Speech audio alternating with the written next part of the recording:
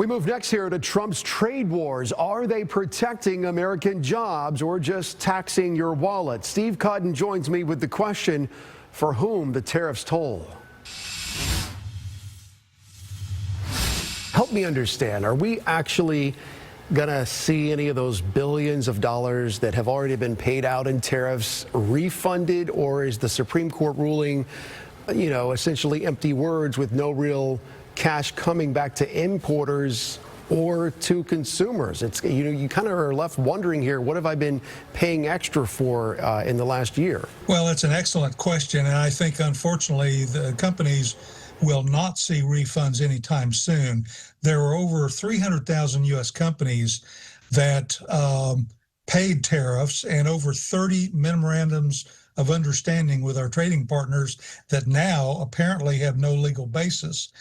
I don't think we're going to see tariffs or refunds coming back very soon, and even if we do, it's going to be a long, protracted, multi-year process. How much more expensive is the new 15% global tariff that President Trump said he was going to impose?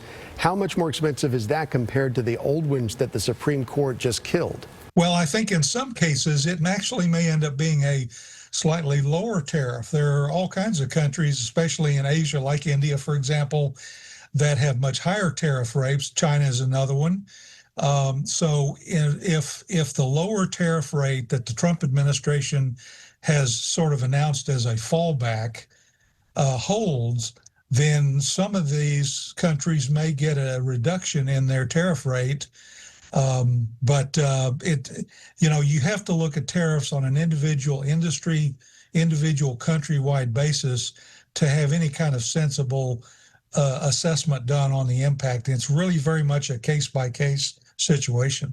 Well, on that note, it's easy to forget why the president started doing this in the first place. Beneath all the headlines, he wanted to even the playing field and make trade fairer for the United States and to spur investment in this country.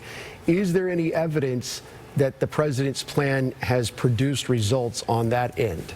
I think the president is absolutely correct to pursue this course of action. We've had 30 to 40 years of neglect of American producers and companies and consumers, frankly, where we have allowed our trading partners to really stick it to us on tariffs without responding in any meaningful way. They've also raised non-tariff barriers to our market entry, such as regulations like Japanese rice, for example. Japanese rice producers got the government of Japan to put so much regulation on American rice that you can't even really sell American rice in Japan. But that's an example of the non-tariff barriers that the president's also trying to deal with. The fight and the struggle for fair trade is not over yet, and it is, make no mistake about it, a global competition. Steve Cotton, thank you so much for your insight. Appreciate it. Thank you, Paul.